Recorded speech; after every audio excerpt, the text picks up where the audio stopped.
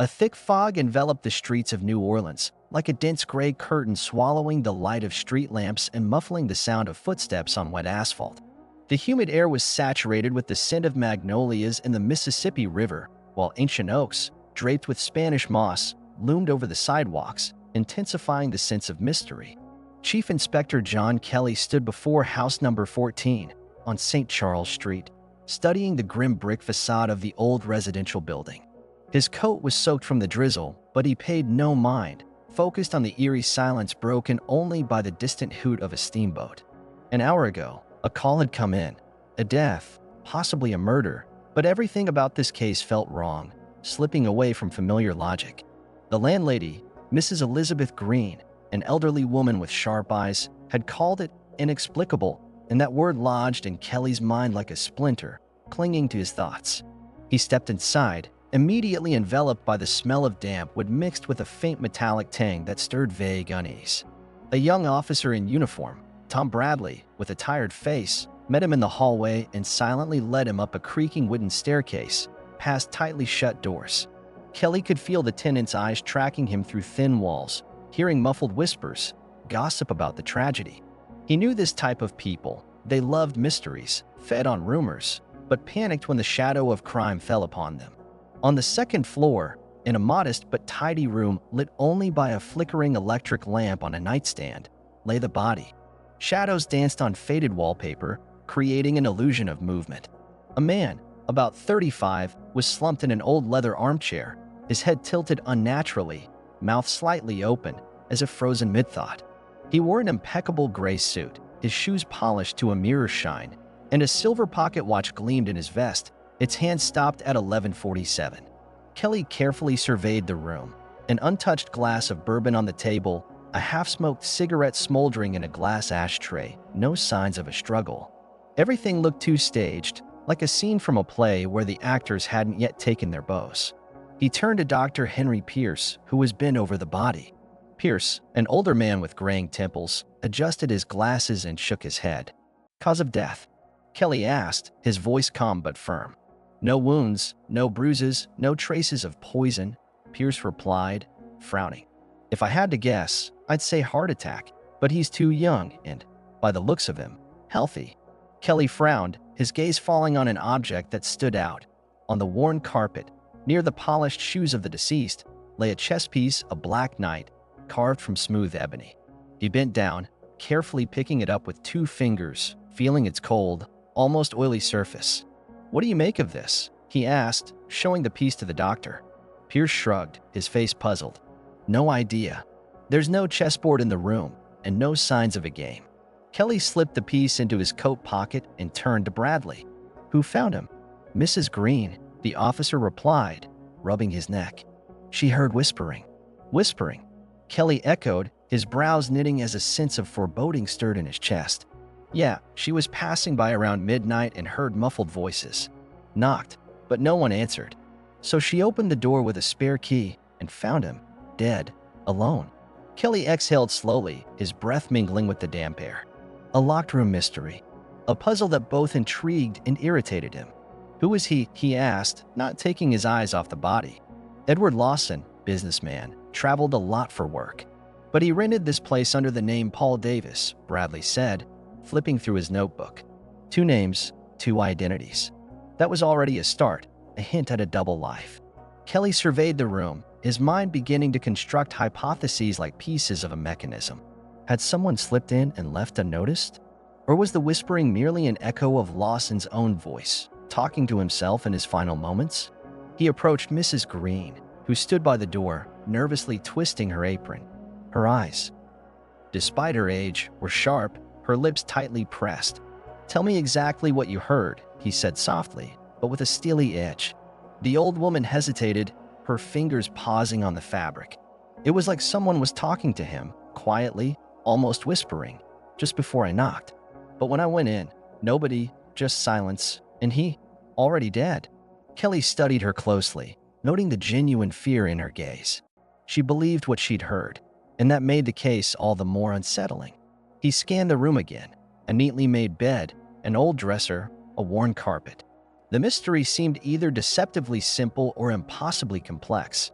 But Kelly knew one thing: he'd find the answer. For now, the whispering lingered in the air, like a ghost refusing to leave. Kelly lingered in the doorway, his sharp gaze sweeping the room. The silence was almost tangible, heavy with unresolved questions.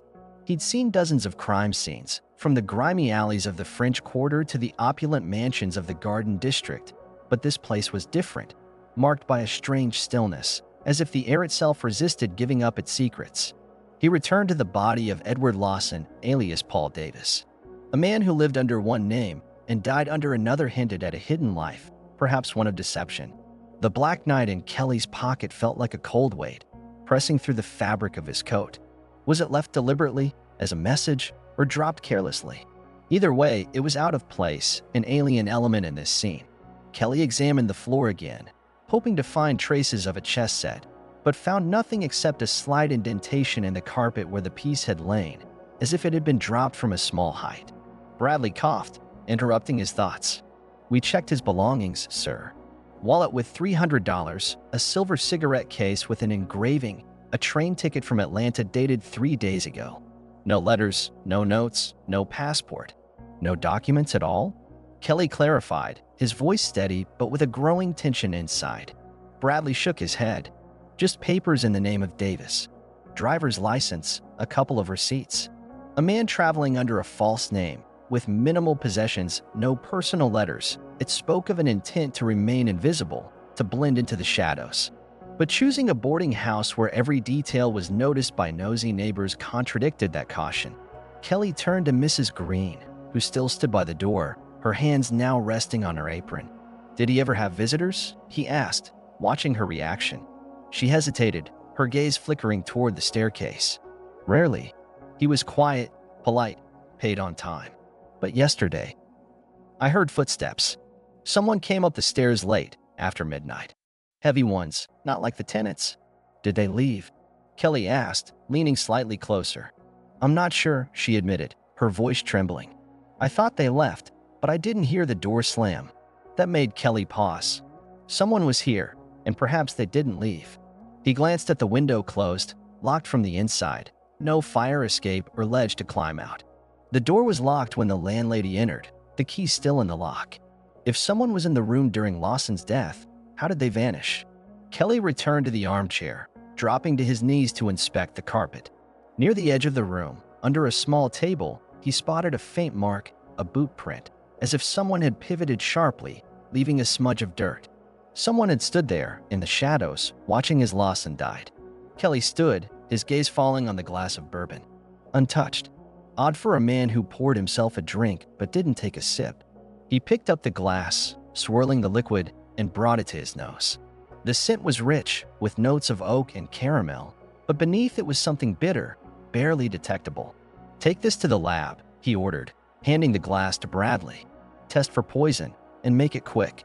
Dr. Pierce, still fussing over the body, looked up in surprise. "Suspecting poison, Inspector?" "I suspect a lot of things," Kelly muttered, his mind already racing ahead. He turned back to Mrs. Green. "You're sure you heard a voice?" She hesitated, her fingers fidgeting with her apron again. "Yes, but now I'm not sure. It was so quiet, strange, like it came from far away. Or like an echo, you know, like in old houses." Kelly pondered this. The building, with its thin walls and crevices, could carry sounds. Perhaps the voice came from an adjacent room or the staircase. "Who lives next door?" he asked Bradley. "To the right. Empty. The tenant moved out last week." "To the left, Mr. James Wilson," the officer replied, checking his notes. "Bring him in," Kelly ordered, his tone brooking no argument. A few minutes later, a lanky man in his 50s entered, wearing thin glasses and a slightly oversized dark coat. His fingers trembled, and his eyes darted around the room, avoiding Kelly's gaze. "You're James Wilson?" Kelly asked, stepping closer. "Yes, Inspector." "Something wrong?" Wilson's voice was high, with a slight quiver. "That depends on you," Kelly replied softly, but his eyes were piercing. "Did you hear anything last night?" Wilson blinked, too quickly, his fingers clenching into fists. "No, nothing unusual. Just the house creaking, you know, old floors. I went to bed early. No voices." Kelly tilted his head, watching closely. Wilson blinked again, his face paling. Voices? No, nothing like that. Kelly caught the lie, the slight tension at the corners of his mouth. He pulled the black knight from his pocket, slowly raising it. Ever seen this before? Wilson's reaction was subtle, a slight widening of his pupils, a barely perceptible shift in posture. No, he said too quickly, looking away. Kelly nodded, pocketing the piece. That's all for now, Mr. Wilson. But don't leave the building. Wilson swallowed, his Adam's apple bobbing, and hurried out, nearly tripping over the threshold. Kelly turned to Bradley. Search his room. Thoroughly. The mystery was taking shape, like figures emerging through the fog. Someone was here last night, talking, perhaps to Lawson, perhaps to themselves, and left the chess piece, either as a message or a fatal mistake. Kelly stood in the dimly lit hallway, sensing the tenant's eyes behind closed doors. The walls of this house held secrets, quiet conversations, nocturnal footsteps, the final breath of a man who died too silently. Now they would have to speak. Kelly decided to question Wilson again, but first, he wanted to learn more about Lawson. He returned to the room, examining the deceased's belongings. In the wallet, $300, a silver cigarette case engraved with PD, a train ticket from Atlanta. Nothing personal, no photos or letters. But under a stack of old newspapers on the table, he found a torn envelope, its ink smudged by hasty fingers. There was no content, but the handwriting matched a note found in Lawson's coat pocket. Meet me at midnight. Don't be late. On the back of the envelope, in small letters, were initials, KJ. A woman, a letter, initials. The puzzle was coming together, but its pieces were still scattered. Kelly turned to Mrs. Green, who still waited by the door, her face a mix of fear and curiosity. The woman who came this morning, asking about a letter. Did she leave on foot? Yes, toward the boulevard, she replied, her voice low. She looked upset, almost crying. Did she give a name? Kelly pressed, watching her closely. No, but she was young, elegant, scared. Not from around here. Kelly nodded, his mind already working. Find a guest with the initials KJ in local hotels and boarding houses, he ordered Bradley. Check the train station, cafes, anywhere she might be. If she was looking for the letter, she was still nearby, and Kelly wanted to reach her first. Returning to Wilson, Kelly noticed he was even more nervous, his fingers tugging at a button on his coat. Did you know Lawson? He asked bluntly, giving no time to think. Wilson hesitated, his gaze flickering to the window. Not really. He wasn't liked. By me either. Why? Kelly stepped closer, his voice quieter but harder. Wilson sighed, his shoulders slumping. He pretended to be ordinary, but he let things slip. Knew too much for a simple clerk. He had money, but hid it. And visitors, mostly men, not locals. Came late, left quickly. Once I saw him with a woman, arguing in the hallway. What did she look like? Kelly leaned in, his eyes holding Wilson's. Dark hair, well-dressed, not from here. She looked angry, Wilson said, his voice faltering. Kelly nodded, filing away the details. A woman, a letter, secret meetings. Lawson's life was gaining new layers. Bradley, having searched Wilson's room, returned with a small, worn notebook, its pages filled with tiny handwriting. Found it in his closet, under some clothes, he said quietly, handing it to Kelly. Kelly opened it. Meticulous entries, dates, observations of Lawson's movements. Meetings, addresses, even a description of a dark-haired woman. He looked up at Wilson, who paled to a ghostly white. You were spying on him? Wilson swallowed, his hands shaking. I was curious. He wasn't who he seemed. I thought he was mixed up in something. And what did you find out? Kelly flipped through the pages, his voice calm but pressing. Wilson hesitated, his eyes darting. He got letters, always from the same sender, no return address. He'd read them and burn them right away. Sometimes he talked on the phone, but quietly, I couldn't make it out. Kelly closed the notebook, his mind racing. Lawson kept secrets dangerous enough to cost him his life. But who feared them? He returned to Lawson's room, re-examining his belongings. Among the papers, receipts from local bars, a train schedule, nothing significant. But the envelope with the initials KJ nagged at him. Kelly stepped into the hallway, where Mrs. Green still lingered, her hands now clasped over her chest. "The woman, did she give a name?" he asked. "No, but I heard her mutter a name. Kate Jenkins," she replied, her voice barely audible. Kelly nodded, his pulse quickening slightly. "Find her," he ordered Bradley. "Check every place she might be. And hurry." The Bourbon Cafe near the train station was modest, smelling of strong coffee, dampness, and fresh beignet. Kelly entered, shaking rain from his coat, and spotted her immediately. A young woman, no older than 30, with dark hair neatly tucked under a hat. She sat in the corner, absently stirring her coffee, her gaze fixed on the window where rain streaked the glass. "Kate Jenkins," Kelly said, sitting across from her without invitation. She flinched, her fingers tightening around the cup, her eyes widening. "Inspector John Kelly," he introduced himself, his voice calm but firm. "You were looking for a letter." She tried to protest, her lips trembling, but Kelly pressed on. "You came to the boarding house this morning, asking about a letter Lawson was supposed to give you." Kate sighed, setting down her spoon, her shoulders slumping. "I was afraid something had happened to him," she admitted, her voice soft, almost broken. "Why?" Kelly leaned closer, his gaze unwavering. "He missed our meeting." "Edward never missed a meeting," she said, her fingers nervously twisting the edge of the tablecloth. "What was the meeting about?" he asked, sensing he was nearing something crucial. She hesitated, her eyes flicking to the window. "We were going to leave New Orleans. He promised to start over, leave the past behind." "Who was he to you?" Kelly softened his tone, but the question was sharp. Kate swallowed, her gaze heavy. "He was a thief," she finally said, her voice trembling. Kelly wasn't surprised, but wanted her version. "He didn't tell me everything," she continued, her fingers clenching into fists. "But I knew he was involved in something dangerous. He had money, more than he should have. He said it was almost over, but someone didn't want to let him go," Kelly finished, his voice steady, but with a growing tension inside. She nodded, her eyes glistening with tears. "That's why I was looking for the letter. It was his instructions, his last message." Kelly pondered this. The note in Lawson's coat might not have been for her. "Who was he stealing from?" he asked, watching her reaction.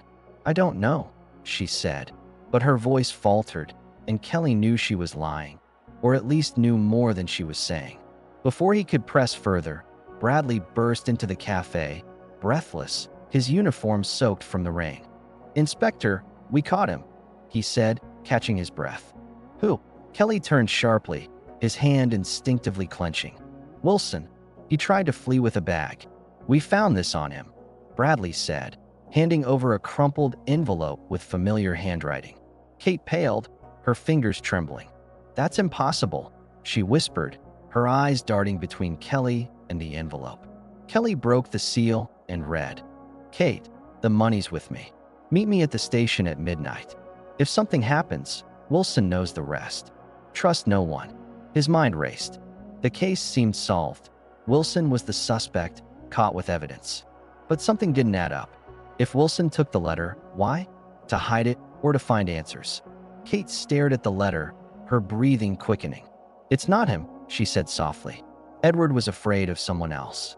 Kelly fell silent, mulling her words. A police whistle pierced the air outside, sharp and jarring, like a cry in the night. The killer was still out there, and Kelly felt time slipping away. In his office at the police station, Kelly sat under a dim lamp. Lawson's letter spread out before him next to a cup of cold coffee. The ink on the paper was slightly smudged from hasty fingers, each word breathing desperation but also cold calculation. Why had Lawson entrusted a secret to Wilson, a man he clearly didn't respect? And why had Wilson fled? Kelly lit a cigarette, exhaling smoke toward the ceiling, and ran through the case in his mind. Everything circled back to three figures: Lawson, Kate, Wilson. But something was missing, a key to tie them together. Suddenly, his thoughts were interrupted by a memory, an old case, a bank robbery in Memphis, 10 years ago. Unsolved, it remained a stain on the department's record. He picked up the phone and dialed. Mike, it's Kelly. Find the file on the Memphis robbery. Bank, 3 robbers, vanished with the money. And hurry. An hour later, a heavy file lay on his desk. Yellowed reports, grainy photos, witness statements. Kelly flipped through the pages, his fingers moving quickly, his eyes catching details. The robbery was meticulously planned, almost flawless. 3 men, one of them soft-spoken, reserved, unlike a hardened criminal. Kelly gripped the page, his pulse racing. It was Lawson, he was certain. Blood was found at the robber's hideout, but no bodies. One had betrayed the others, taking the money. A name surfaced from a witness statement. Frank Collins, the most ruthless of the trio. He was presumed dead, but no body was ever found. Kelly exhaled, the cigarette smoke swirling in the air.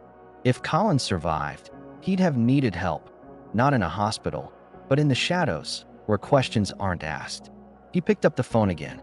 Mike, find doctors who treat without questions.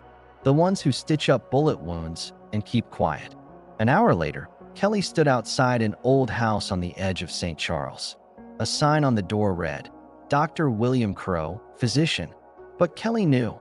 Crow was a doctor for criminals, a man whose hands smelled of antiseptic and secrets. He knocked, the sound echoing in the silence. The door creaked open, and a thin old man with a dull gaze peered at him. Kelly, Crow grumbled, his voice raspy. Knew I shouldn't have left it unlocked. Kelly smiled, but his eyes were cold. Just a moment, William. Crow sighed, letting him in. The office smelled of antiseptic and old wood, with medical books and jars of instruments lining the shelves. I'm looking for Frank Collins, Kelly said, wasting no time. Crow tensed slightly, his gaze flicking to a cabinet in the corner. Don't know him, he said, but his voice wavered. Kelly stepped toward the cabinet, running a hand along the wooden door. Crow froze, his breathing heavy. You need a warrant, he said, but there was no conviction in his tone. I don't need to open it, Kelly replied, his voice low but pressing. Your reactions already told me enough. Crow cursed under his breath, then reluctantly opened the cabinet and pulled out a folded piece of paper. Found this in my mailbox 3 days ago. No address, he muttered, handing it over. Kelly unfolded it and read. Crow, he's in New Orleans. Watching, not finished. No signature. His pulse quickened. Someone had warned Crow. Someone knew Collins was alive. Who wrote this? Kelly asked, his gaze piercing the old man. Don't know, Crow said, but his eyes betrayed doubt. A sharp knock at the door interrupted them. Crow flinched, his hand instinctively reaching for the desk. Kelly tensed, his fingers brushing the revolver under his coat. The knock came again, insistent, almost menacing. A shadow flickered behind the frosted glass. Kelly nodded for Crow to step back and opened the door himself, hand at the ready. A lanky man in a wet trench coat stood on the threshold, his face partially hidden by an upturned collar, but his eyes were sharp, like a predatory bird's. I need to talk to Crow, he said, his voice low with a slight rasp. About what? Kelly asked, not budging. The man hesitated, his gaze flicking to Crow, then back. About Frank Collins. Kelly opened the door wider, gesturing him inside. The man stepped in, shaking rain from his coat. I know who wrote the note, he said, his voice taut. And I know what Collins wants. Crow let out a stifled sound, but Kelly focused on the visitor. Who are you? He asked, his tone calm but demanding. Robert Taylor, the man replied, his fingers nervously tugging at the edge of his coat. I worked for Collins. Kelly's senses sharpened. Worked? Taylor glanced at the window, as if expecting a shadow to appear. We can't stay here long. If Collins knows I'm here, I won't walk out alive. Kelly lit another cigarette, exhaling smoke and watching Taylor. Talk, he said, his voice even but pressing. Taylor swallowed, his face paling. He never left New Orleans. Lived in the shadows, biding his time. When he learned Lawson was alive, he decided it was unfinished business. And Wilson? Kelly asked, his eyes narrowing. Why wasn't he killed? Taylor gave a bitter smirk. Wilson didn't shoot that night. He ran when things went south. But Lawson, he's why Collins got shot. He lost everything. Kelly exhaled smoke, his thoughts swirling. The note? Who wrote it? Taylor hesitated, his fingers clenching. I did, he finally admitted, his voice barely audible. Crow gasped, stepping back. "I thought it'd push you toward him," Taylor continued, his eyes darting. "I hoped you'd find him before he found me." Kelly paused, considering. What does he want now? Taylor's face darkened. Not just revenge. Something from Lawson's past. Something lost the night of the robbery.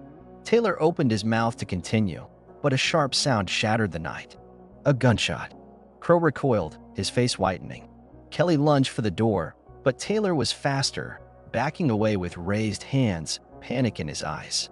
A second shot extinguished the light, plunging the room into darkness. Kelly flung open the door, his gaze scanning the street. A dark figure vanished around the corner, swallowed by the fog. He turned back. Taylor had slumped against the wall, blood spreading across his coat, his breathing ragged. Kelly dropped beside him, grabbing his shoulder. "Who?" he demanded, his voice sharp. "Collins," Taylor gasped, his eyes rolling back, and he went still. Kelly checked his pulse, but knew Taylor had taken his secrets with him. The street was empty, the air heavy with the smell of gunpowder and rain. Too precise for a coincidence. Someone had been watching Taylor, ensuring he wouldn't talk. Kelly rose, his gaze falling on the cabinet. The door was ajar. He spun toward Crow, who shook his head, pale as a ghost. "I swear, it wasn't me," he muttered. Kelly yanked open the cabinet. The note was gone. Someone had stolen it in the chaos. Kelly exhaled, his fist clenching. The killer wasn't just eliminating witnesses, they were erasing traces, and doing so with chilling precision. The night settled, the rain easing to a light drizzle. Kelly stood by the cabinet, gripping its edge. The stolen note irritated him like a splinter under his skin. Someone had acted swiftly, using Taylor's murder as cover. That meant the thief was in the room before the first shot, possibly even before Taylor started talking. Kelly returned to Lawson's apartment, determined to re-examine the crime scene. Everything was too neat, as if someone had recently disturbed the items and put them back. On the table by the armchair was a half-drunk glass of water, a faint film on its surface, as if untouched for hours. Lawson had been waiting for someone, nervous, drinking to calm himself. The visitor came, and soon Lawson was dead. Nearby lay an unopened pack of cigarettes, new, with the foil still intact. Lawson was a heavy smoker, yet the pack remained untouched. Kelly touched the pack, his fingers lingering. Someone had brought it, and it wasn't by chance. A memory flashed. Taylor had an unopened pack in his coat pocket, too. It had seemed trivial then, but now it was a thread linking the deaths. Both received a gift, a personal, soothing gesture. And both were killed soon after. Kelly straightened, his pulse quickening. The killer followed a pattern, a moment of false calm before death. If so, he had to act now, before the pattern repeated. He stepped outside, the night darker, the silence heavier, as if the city held its breath. The killer wasn't just covering tracks, they were eliminating anyone who knew too much. And if the pattern held, one person remained, Frank Collins, the center of this web, silent for too long.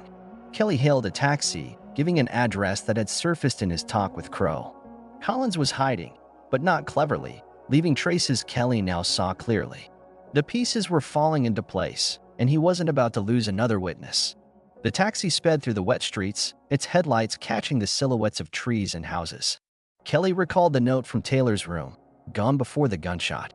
Someone had known its value before he could read it. That meant the killer wasn't alone. A new wave of urgency hit him. He had to reach Collins before the killer, or Collins was already living on borrowed time.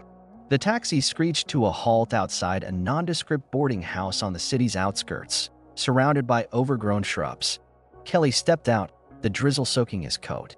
He expected resistance, perhaps a locked door, but the entrance was ajar, swaying slightly in the wind.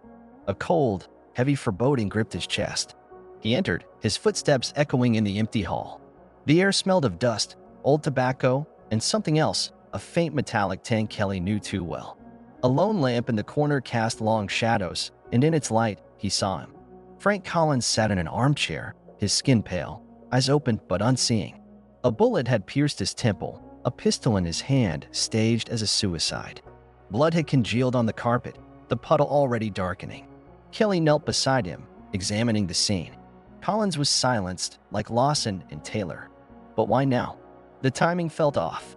If Collins knew enough to be killed, why had he stayed quiet all these years? Kelly noticed Collins's clenched fist. Carefully prying open the fingers, he found a crumpled scrap of paper, nearly torn. The killer had either missed it or hadn't had time to search the body. Kelly smoothed the paper, his breath catching. It was never about them. It was about her. Kelly froze, his mind racing. Her? All the victims were men, tied to old secrets and crimes. But now a new thread emerged, thin but vital. He thought of the people he'd spoken to, a widow, a daughter, a lover. Mrs. Taylor, too calm when speaking of her husband's death. Or Mrs. Collins, whom he hadn't met, but whose absence felt significant. And the cigarettes, an intimate gesture preceding death. The truth became clear. This wasn't about power or money. It was personal. Someone had waited, patiently planning revenge, and that revenge targeted not just the men but what bound them. Kelly stood, clutching the note. He knew where to go. He'd been chasing ghosts, but the truth was in plain sight. The killer wasn't hiding in the shadows, she was acting openly, masked by grief. He left the boarding house without a word to the arriving officers already cordoning off the scene. The rain intensified, drumming on his hat as he climbed into a taxi. His thoughts zeroed in on Mrs. Taylor. She'd been there from the start, a widow with dry eyes, her sorrow rehearsed, too perfect. The cigarettes, a familiar gesture, had given her away. Kelly had suspected an accomplice, but now he realized there was no accomplice. Only her, a woman whose revenge was cold and precise. The taxi pulled up to the Taylor estate, its massive gates open, as if inviting him in. Kelly knocked on the heavy oak door, the sound echoing in the silence. After a long pause, it opened, and there she was. Mrs. Taylor, in a severe black dress, her face a mask of calm, but her eyes betrayed tension. In her hands, she held a silver cigarette case, her fingers lightly brushing its lid. "Inspector Kelly," she said softly, her voice gentle but with a hint of steel. "I was expecting you." Kelly stepped inside, shaking rain from his coat. The warmth of the house enveloped him, but a bitter scent lingered in the air, one he couldn't place. He studied her, noting how her fingers caressed the cigarette case, almost tenderly. "I saw Collins," he said, his voice even but pressing. "And his note." Her lips twitched, but she quickly composed herself. "So you found it," she replied, moving to the fireplace where embers glowed. She opened the cigarette case, took a cigarette, and struck a match. "He was the weakest," she murmured, inhaling. "I thought he'd run to you." "You were counting on that," Kelly said, his eyes never leaving her. She exhaled smoke, her movements fluid, almost theatrical. "It doesn't matter now. It's over." Kelly watched her, noting that she wasn't afraid. Her calm was unnatural, like someone who'd already accepted her fate. "You wanted them to suffer," he said, his voice quiet but firm. "To know why before they died." Her eyes flashed, confirming his words. She didn't deny it, didn't look away. "Who was she?" Kelly asked, stepping closer. Her hand trembled, the cigarette nearly slipping. "My sister," she said at last, her voice steady but laced with old, deep pain. "They destroyed her, used her, discarded her like trash. She was nothing to them." Kelly nodded, his mind piecing together the final fragments. "You waited years, watched them live, build their lives. And when they let their guard down, you struck." "I gave them what they gave her," she said, her voice colder. A moment of false calm before the end. "They deserved it." She turned slightly, as if deciding her next move. Kelly saw her hand slip toward her dress pocket. He knew what was coming. She pulled out a small glass vial, her fingers clutching it. "You won't stop me," she said softly, her eyes locking with his. Kelly could have knocked it away, but instead, he stepped closer, his voice softening. "You've already won, Mrs. Taylor. They're dead. But if you take this, they'll take your ending from you." She wavered, her gaze flickering between him and the vial. Then, slowly, almost reluctantly, she placed it in his outstretched hand. The tension eased, her shoulders sagging. "I knew it would end like this," she said, her voice barely audible. "So did I," Kelly replied, pocketing the vial. Sirens approached, their wail cutting through the night. He led her out of the house, her steps steady but lacking submission.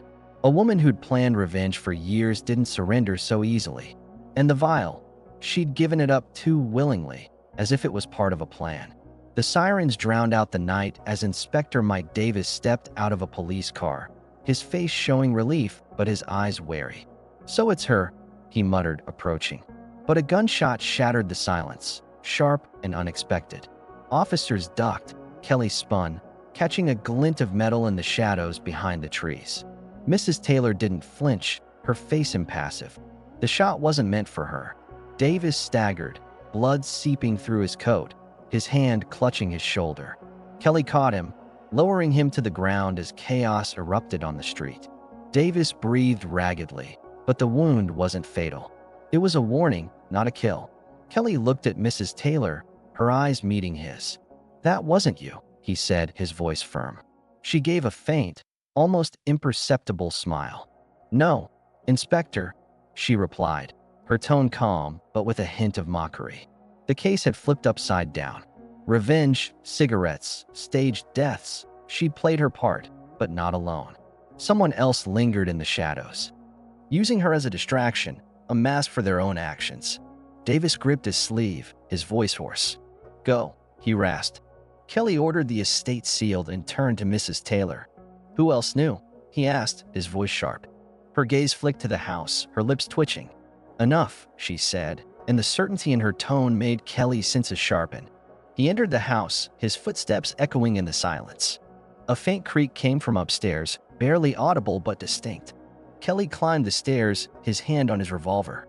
He pushed open a slightly ajar office door, and his gaze fell on a figure by the fireplace. A man stood with his back to him, exhaling cigarette smoke that curled toward the ceiling. "Inspector," he said without turning, his voice low with a hint of mockery. "You're faster than I expected." William Hart, the Taylor's lawyer, the man who'd managed the affairs of all the victims, unnoticed until it was time to step into the light. Kelly stepped inside, his eyes narrowing. "You were always in this," he said, his voice steady but firm. Hart turned, his lips curling into a slight smile. "Not always, but long enough," he replied, taking a drag on his cigarette. "You gave her names, details, guided every step," Kelly continued, his gaze locked on Hart. Hart shrugged, his movements relaxed but his eyes sharp. "She had the passion, I had the patience. She wanted revenge, I wanted order. Now she takes the blame. Perfect." But Kelly shook his head, his voice quieter but harder. "You miscalculated, Hart. You should have killed her first." Hart's smile faltered, his fingers tightening on the cigarette. "You wanted her to play the grieving widow, but you underestimated her." Kelly pressed, stepping closer. A creak at the door made him pause. Mrs. Taylor, her voice cut like a blade. She entered, her eyes blazing with anger. "You always knew how to hide, William." Hart froze, his posture tensing. "You should have run," she said, her voice cold but tinged with pain. Kelly caught Hart's hand moving toward his pocket. He grabbed a heavy glass ashtray from the desk and struck Hart's wrist.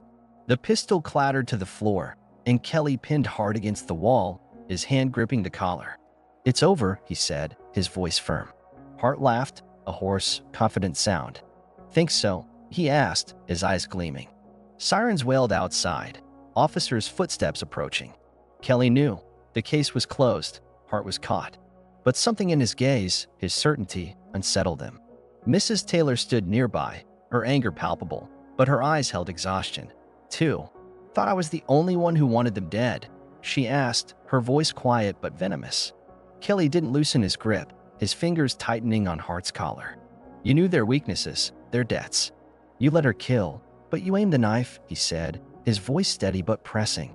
Hart smirked, his breathing heavy. "So what? I didn't shoot, didn't poison. That was her." "And who?" Mrs. Taylor asked softly, stepping closer. "Sent someone to shoot your inspector?" Hart hesitated, his eyes darting to the door, and Kelly knew. There was an accomplice, someone still out there. "Take him away," he ordered the officers storming in. Hart was seized, but he threw a glance back, his lips curving into a faint smile. "Wonder if you'll figure out how deep this goes," he said before being led out. Silence fell, heavy and stifling. Mrs. Taylor watched him go, her hands clenched into fists. "Satisfied?" Kelly asked, his voice low. "I don't know," she replied bitterly, her gaze distant. The rain had stopped, but the night felt unfinished. Hart was in custody, but the shot at Davis was someone else's work. Kelly stepped outside, watching the police car with Hart vanish into the darkness. Their eyes met through the glass, and Kelly knew the accomplice wasn't a hired gun. It was someone close, someone who'd been in plain sight all along. He ran through names, alibis, the tricks he'd seen over the past days. The truth was right there, but he couldn't grasp it. The car disappeared around the corner.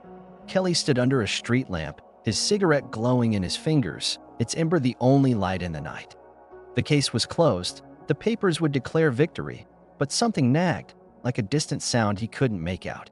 Davis, bruised from the attack, approached, his shoulder bandaged. Thinking about something, he asked, his voice hoarse.